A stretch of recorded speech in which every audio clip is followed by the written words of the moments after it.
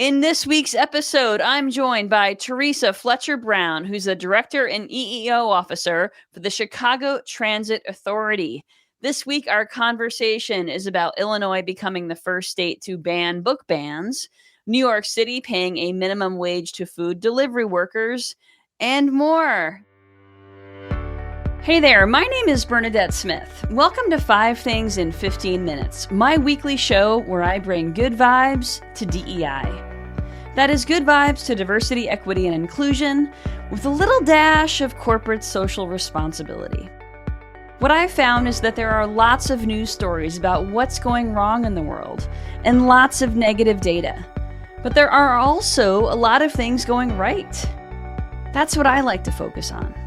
I search for DEI stories that we can be inspired by and learn from. My hope is to inspire you to experiment with some of these inclusive actions and policies within your own organization to help you build a more inclusive world.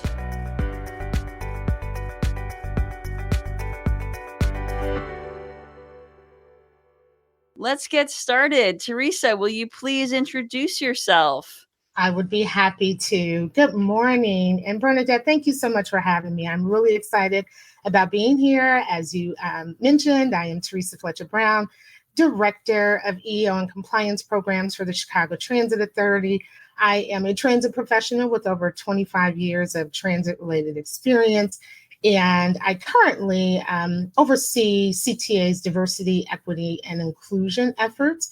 My team and I host a diversity conversation in the workplace called Common Grounds.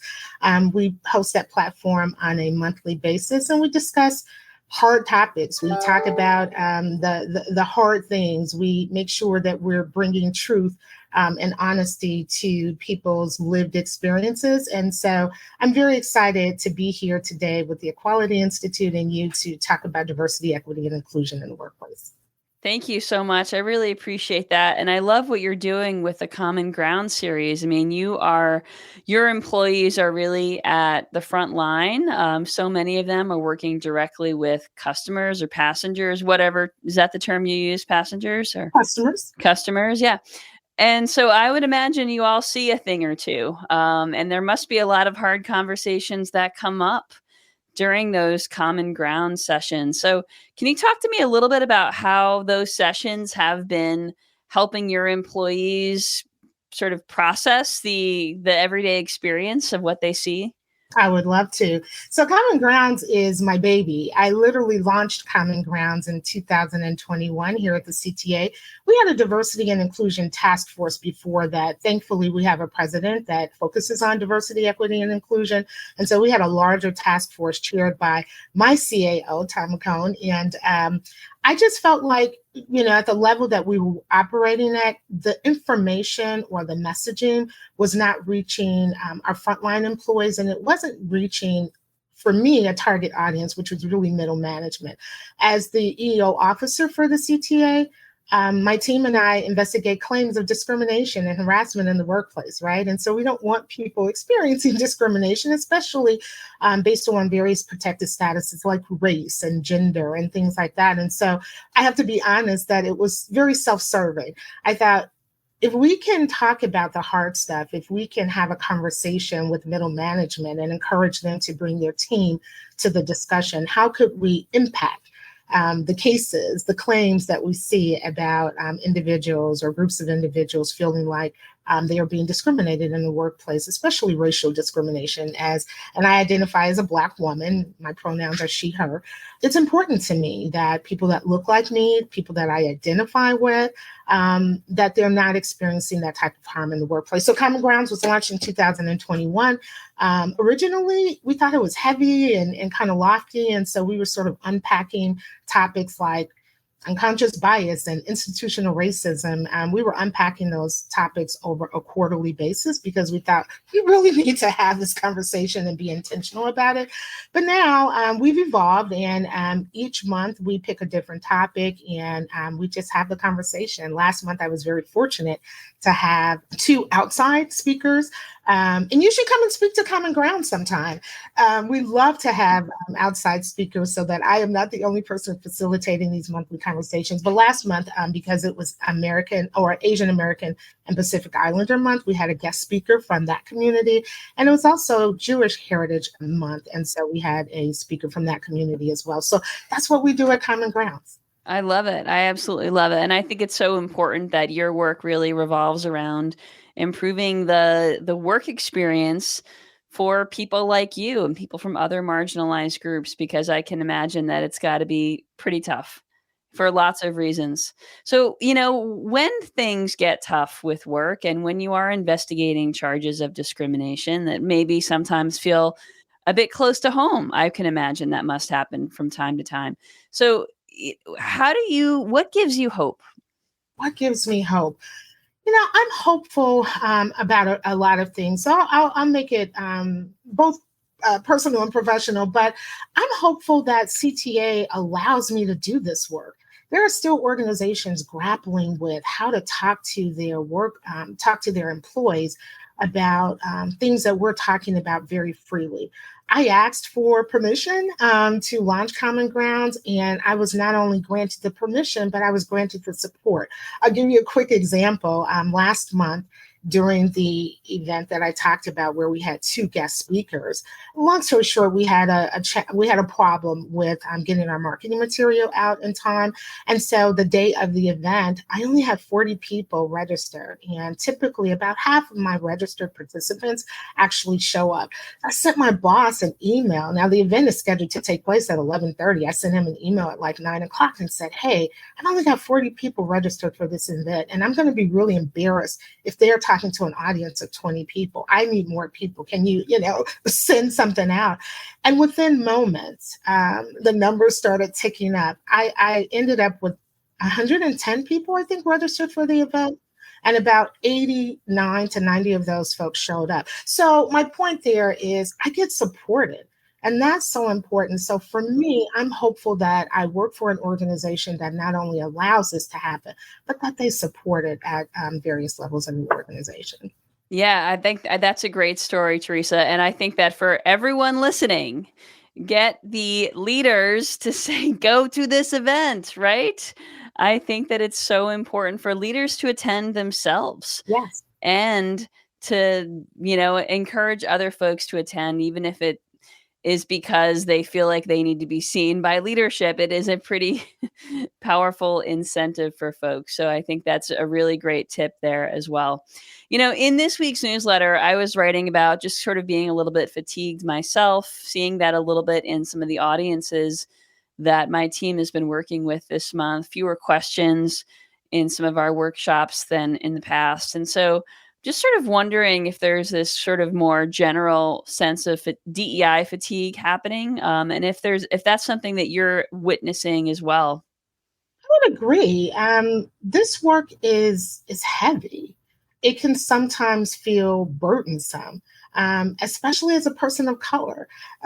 One of the things that I talk about is, don't make the individual who's marginalized or the marginalized groups become your Wikipedia. Like there's a lot of conversation out there about, well, I'm curious and I want to know more, and that's fine. But there's so much information available online, on blogs, on posts, on podcasts. I mean, there's just information overload if you're really curious about this DEI space. So the fatigue is real, especially for people of color, especially for women, especially for any individual or groups of individual who are marginalized. So the fatigue comes from that as well. But I am hopeful and I'm really appreciative to be in this role. And I didn't start here. My journey to this DEI space was really a long one, and one that I didn't even know that I'd end up in. But because I'm so passionate about the work, it doesn't feel like work all the time. I enjoy the work that I do in this space. I have become certified twice as a diversity, equity, and inclusion executive. And so I'm really passionate about it. And I'm happy to fight the good fight and continue fighting the good fight. So while it is heavy and we can often feel fatigue, and I think that's natural, I think we pick the mantle back up and we keep doing the work that we're passionate about. Well, those are wise words, and you fit in right here in the 5 things, good vibes in DEI universe. So thank you so much. All right, so let's get into this week's good vibes. The first story comes from the University of Maryland at Baltimore, which held a separate ceremony this month to honor therapy and service dogs, conferring Dogtorate degrees on the companions of 3 recent graduates. So this event was about recognizing the dog's important role in providing comfort and assistance to students and patients. Little feel-good story to start us off, Theresa.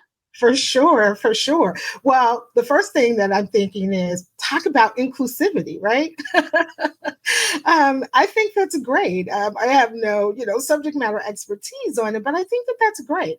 I have people in my life who are members of the disabled community. In fact, I have a staff member who is disabled. And while I don't believe he uses a service dog, I am fighting the good fight right now to get the door on the floor that we work at CTA's headquarters put on an automatic button so that he doesn't have to fight with the door when he comes into his workplace every day. It is not equality, right? He has unequal access to his workplace. So I'm fighting that good fight right now, but I think that's a great story, and go doggies. That's right. That's right. And thank you for fighting the good fight internally at your company as well, your organization. All right. The second story comes from right here in the state of Illinois, which became the first state in the U.S. to ban book bans. Our governor, J.B. Pritzker, signed a law making Illinois the first state to withhold funding from public libraries that ban books. So that's something that's actually been happening across the country, libraries banning books. And this new law requires libraries to adhere to the American Library Association's Library Bill of Rights, which promotes freedom of information and prevents censorship. Wow. So I heard that story and read the story. I think it was last week. My first thought on that is great. Like, Illinois is the first state to put a ban on banning books. Great. But I'm also a little disturbed by the fact that we even have to, right? It's 2023, and we're seriously talking about banning books. And as you mentioned, so many states have moved in that direction. I think in the article that I read, it mentioned the number of states, and it might have been something like 22. Don't quote me there. But the point is, we have a number of states that are seriously banning books. It feels very much like Fahrenheit 457, which I believe was written in 1957 about book bans, literally not owning books. And so it makes me sad that this is a conversation that we have to have and something that is happening. But I am also so grateful to Governor Pritzker for moving ahead with this and being the trailblazer in this area. So, yeah. I know. Theresa, some of these good vibe stories are really really, we're still talking about this stuff, or finally, or it's about time, So, and you'll hear that recurring theme. So let's get to the next story. Next story is about the creator of Arthur, who has created a new TV show called Hop, a new animated series for preschoolers featuring characters with disabilities. So Hop is an enthusiastic, empathetic frog with one leg shorter than the other. And the show is about teaching children about embracing their uniqueness through comedic adventure. So the disability nonprofit Respectability is consulting on the series, and Hop himself is voiced by an amputee. So really doing a nice job here. Absolutely. Not familiar with the show, but now I have to go and look at it. I have a niece who is 9 months old, and we expose her to all things that honor and promote inclusivity. So yet another story about being inclusive, and I love it, right? This is the work that we're doing. And the more that we actually show inclusivity and we promote including everyone. Equality means everyone, right? Being inclusive means everyone has a seat at the table. And I am extremely excited to know that this show is out there and that people from the disabled community who have children who, talk about these things in their household, but our other households also talking about it and being exposed to it. So it sounds like a great show. I look forward to looking for it and introducing my niece to it. We look at one of the shows, and I'm forgetting the name of it, but they do sign language. And so I just think it's so important at a very young age to expose children to these type of platforms. And so I'm really excited about that. Yeah, I agree. I mean, it shows that representation matters to them. I mean, children with disabilities now have the opportunity to see people like them on screen, and it normalizes this. So it starts to become less stigmatized. All right. The fourth story comes from New York City, which has a new policy that's establishing a minimum pay rate for food delivery workers, starting at nearly $18 an hour beginning in July and increasing to nearly $20 an hour in April 2025. So this is for delivery workers who currently are earning an average about $7 per hour in New York, where the cost of living is among the highest in the US. So pretty amazing to see policy sort of filling in the gap here because these people are undervalued. Let that sink in for a minute. New York is one of the highest real estate markets in the United States. And a person or persons or groups of individuals earning less than $10 an hour as a living wage, it's not a living wage. You can't live off of that.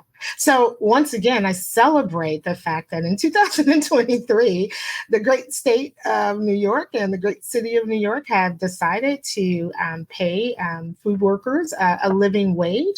$17 an hour is certainly, needed. Probably a lot more than that is needed, but good for them. I celebrate that. I think that is, great. I wonder what was the catalyst other than the obvious being that, people can't live off of $7 an hour. I know that the food industry, the restaurant industry relies heavily on tips, and sometimes they happen and sometimes they don't. So pay people a living wage so that they can earn a living and have shelter and food and all the necessities of life. That's great.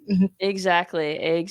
When prices of everything are going up, wages should be going up correspondingly for sure, at least.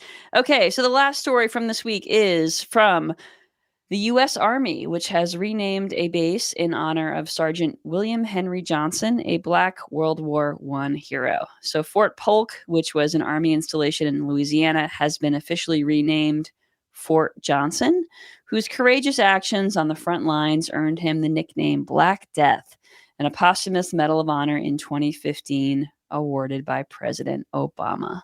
Nice. There's the story, that a lot of military bases had, historically been named after generals and, war veterans, but many of whom were associated with slave ownership, associated with, things that we, don't want to continue to honor.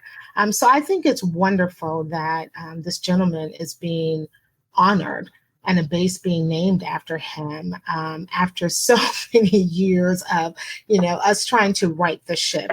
I think there was another, I'm not sure if it was a military base or it was a building, but a building that was being named recently after a Native American individual. And, there's always a little bit of groundswell when those things happen. Sometimes people from the community feel a certain way. They've called it one thing, for so many years.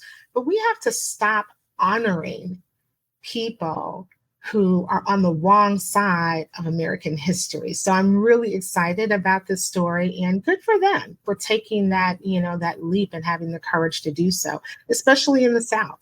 That doesn't always happen. Yeah, and we're seeing a lot of that happening. I think this is probably the third or fourth time I've talked about this type of story on Five Things, maybe even this year alone. There's certainly been a few in the past few months. So, when I hear those stories, when I find those stories, you can bet I will bring them up on Five Things, because these things still matter, don't They they? still matter. We just talked about representation, right? Representation matters. Exactly. Well, this week's call to action is a wonderful handbook, a transgender family handbook prepared by thecut.com, which offers 144 specific suggestions curated from transgender young people and their loved ones. And it is a great resource if you know someone whose child recently came out as transgender. So check out that resource.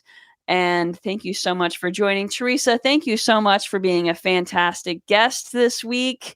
Do you have any parting words, or how can people contact you if they want to connect with you? Sure. So I am on LinkedIn as Theresa Fletcher-Brown. I work for the Chicago Transit Authority. We are a public agency. You can find me through CTA's website or call our 1-888-EUR-CTA and ask for Theresa Fletcher-Brown. They would be happy to connect you with me. And Bernadette, I just want to again say thank you so much for having me. I want to share a really quick story. About 6 months ago, I was cleaning an office of a former employee and came across some notes. Probably wasn't 6 months ago, because at that point I had already met you. But I came across some notes where your name was scribbled and the Equality Institute was scribbled on it. And the note indicated, call her. And so I'm not sure if they ever did, but I think it is fate that I am here today. And I just want to thank you for allowing me to be here with you on this platform, and I really enjoyed it. Wow, that's really fortuitous, right? I love it when the universe brings people together. So thank you again, and really appreciate all of your wisdom today. You have such a great wisdom about you, and I know all of our guests can feel that. So thank you so much. And if you don't already get the Five Things newsletter, you can subscribe at fivethingsdei.com. Have a great week. Thanks, Theresa. Thank you for listening to 5 Things in 15 Minutes. I hope you found yourself inspired by at least one of this week's stories. If you did, would you mind sharing it with a colleague and leaving us a review on your favorite podcasting platform? And if you don't already get my 5 Things newsletter, join at fivethingsdei.com. I'm Bernadette Smith, and I'll see you next week right here for 5 Things in 15 Minutes, bringing good vibes to DEI.